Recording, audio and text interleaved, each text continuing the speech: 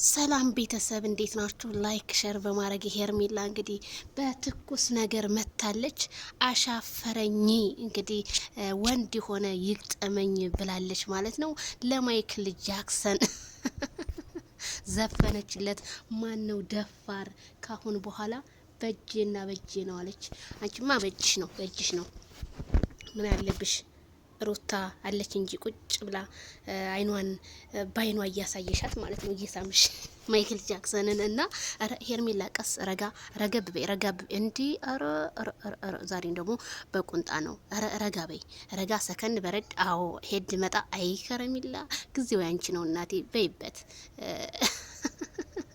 ለሰው ብለሽ ሳይሆን ለራስሽ ብለሽ እናቴ። ስለ ሰው ተተጨነሽ በጣም ከባድ ስለሚሆን ሄርሜላዬ በራስሽ ሙድ ዘና ፈታ በይ።